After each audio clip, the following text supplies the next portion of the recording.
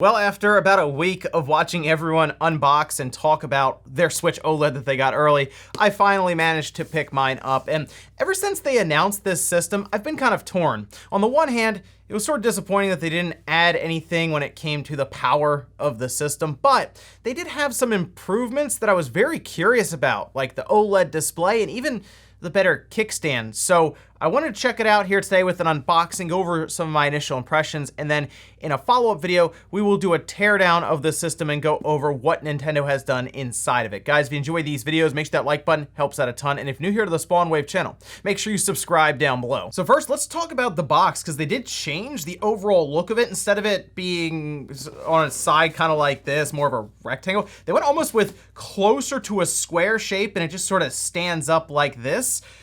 I mean, I guess it works. Maybe it's easier even to stack on pallets or who knows, for shipping. There are a lot of things these companies will do that appear very small to us but make a massive difference in their bottom line. But I do think for the most part, it conveys the message pretty well as to what's in this box. But see the nice big OLED Switch here, Nintendo Switch logo on the side here. They do go over the contents of the box. OLED model, a 7-inch OLED screen, 64 gigabytes of system memory. That's twice as much as the 32 gigabytes we have in the current Switch, a dock with a LAN port, and then an adjustable stand that has been described closer to something like what we have with, say, the Surface line of those tablets from Microsoft. And we have all the extra contents here, which includes JoyCon straps. We have the HDMI cable, the grip, and power cord. I did notice that on the back, they laid out really well as to the 3 different modes that this system has that they've been pushing since the launch of the Switch: tabletop mode, TV mode,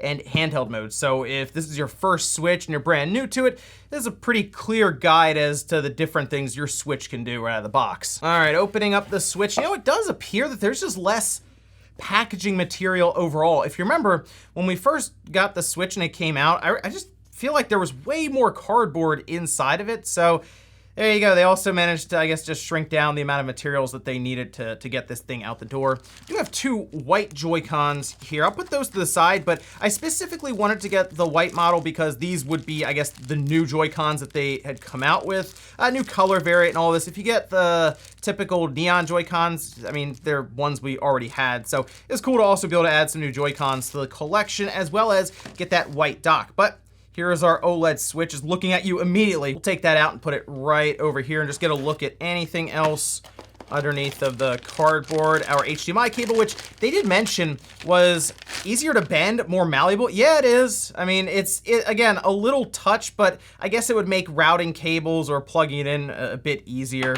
And then we have our dock. This is the white model dock that has undergone some changes. The one big difference I remember is that this just pops off. Like, it's no longer hinged inside. It does look like they have a nice little kind of design here on the inside of it. They figure that, at least according to them, that some people may just have this off. So I guess it makes sense why they would have at least some sort of design here rather than just all flat black plastic. So it at least has some sort of look to it if you don't have this on. I'll probably leave this on here because you can see it does at least have a way to route cables out. However, the big difference is right in here, instead of a USB port, they've just replaced it with a LAN port. So you still technically have the same amount of ports. You're not gaining one alongside of that USB port. They just figure, hey, a lot of people are using this USB port for LAN anyway, using one of those adapters.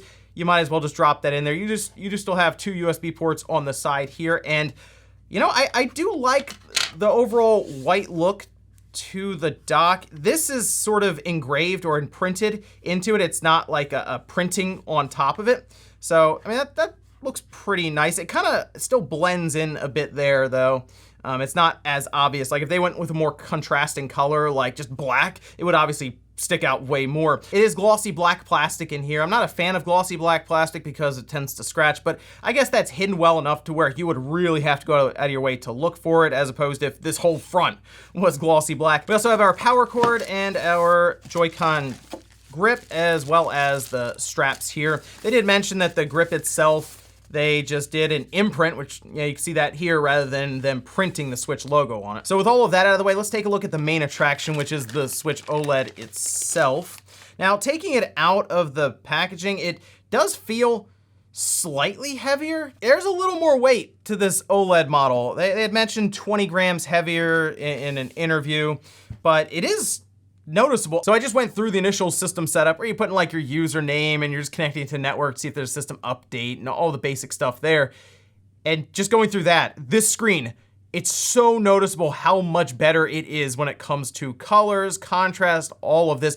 It's an OLED screen versus LCD, so you would expect that, but I mean, it is like shockingly good. It is jarring how much better this is just going through that. And I haven't even played a game on it. Now I'm currently sitting here at the main screen and I have it, I think on like, yeah, you can see where the brightness is now. If I turn this up, it gets extremely bright. The thing with this, however, though, is that the screen itself, this OLED, is probably gonna be slightly dimmer than the LCD that's being used in the current Switch. That just tends to be what happens, OLED versus LCD. Usually an LCD will provide a brighter picture, but you'll get kind of that, I guess that glowing effect on any areas that's just supposed to be black. It'll be more of a gray. Not in this case for the OLED. And even things like this red Nintendo Online, the Switch Online logo down here, just looks so much better. Now, there are a lot of comparisons that are being made in videos where they put the two systems next to each other and just play different games to show the quality of the OLED versus the older LCD.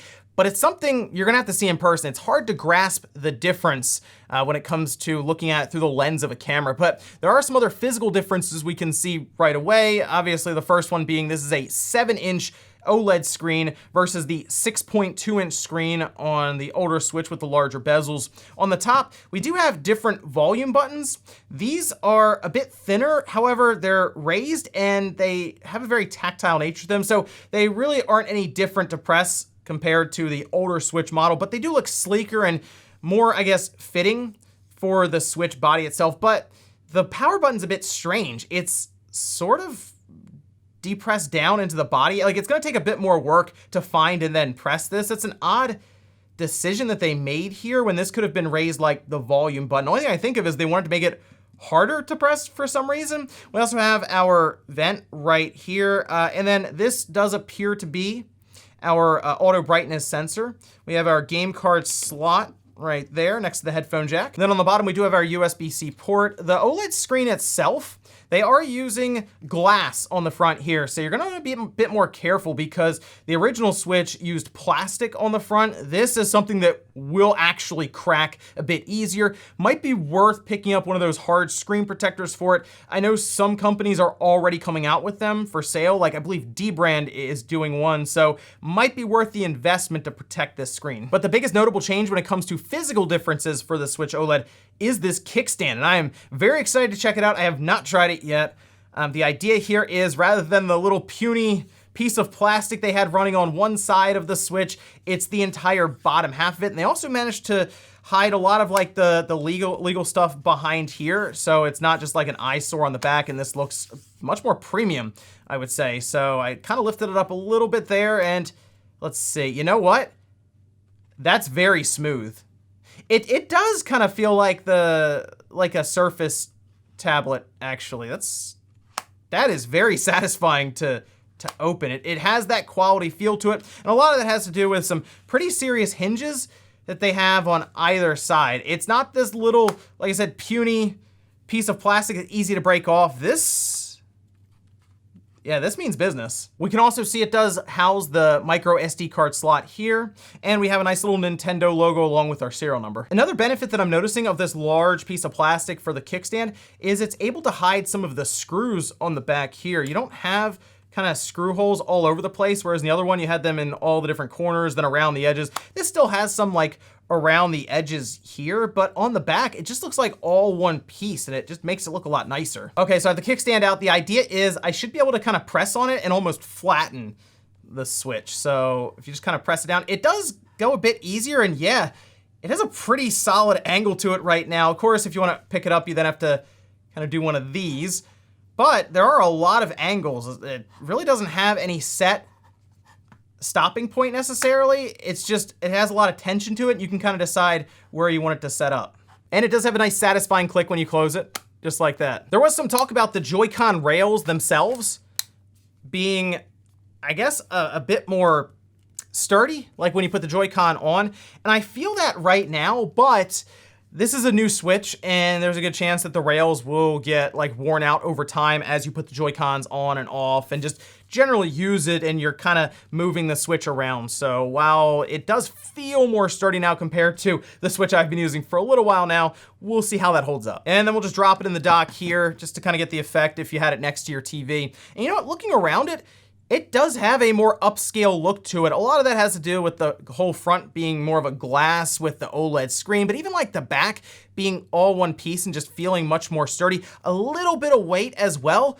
Yeah, it seems like Nintendo wanted to refine it a bit and aim for that more premium feel, and I think so far they've done that. But we've looked all over the system, we've checked out the dock, everything that comes in the box. How does it actually play though? What's the experience like with that OLED screen, the better speakers? Well, I figured to check that out for the first time. We gotta go back where everything started, and that's Legend of Zelda Breath of the Wild. I mean, who could forget the first time you run out of the cave and just see the entire landscape in Breath of the Wild? Might as well do it all over again here with the new OLED display for the Switch. I mean, even this spot here, you can see we have so much like black area here, and it just looks deep black. Again, that's because with OLED displays, they can just turn off the pixels so you don't have any backlight bleed or anything there.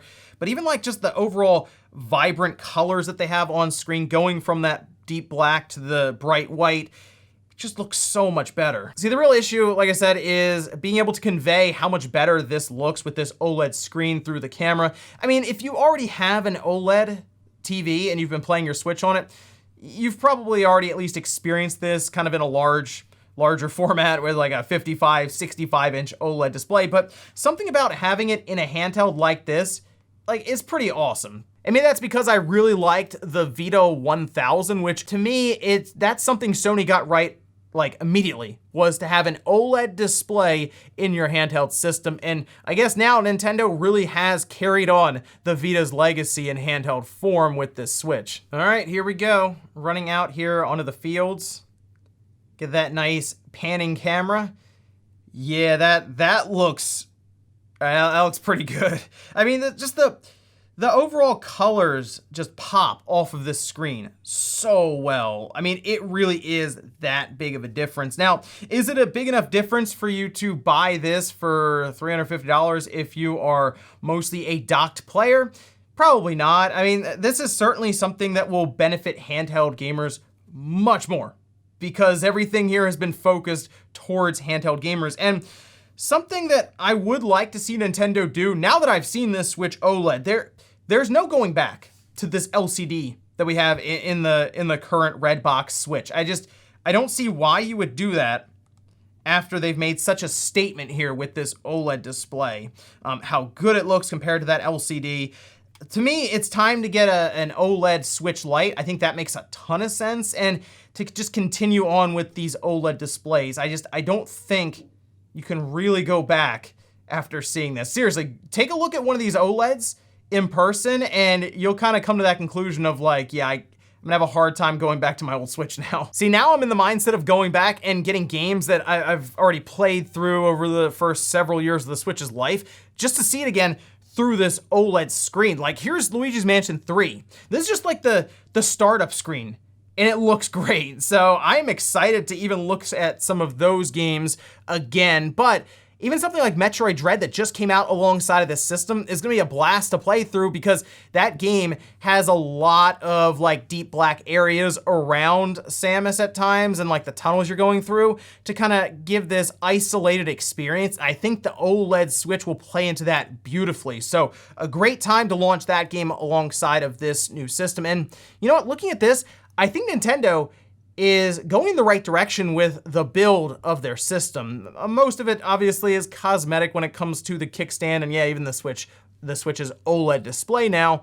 But if they get to a point where they just use these OLED displays across the board, the Switch Lite or their next gen Switch or whatnot, then they also build on the chip inside and make the system more capable, yeah, I think the Switch could become very interesting going forward here. And I'm excited to see what Nintendo does going along with this Switch OLED that is now out on the market. But let me know what you guys think about the Switch OLED down below. Let me know if you picked it up at that $350 price. and if you're excited for what Nintendo come up next if they continue to stick with these OLED displays. Thanks guys for watching, and I'll see you next time.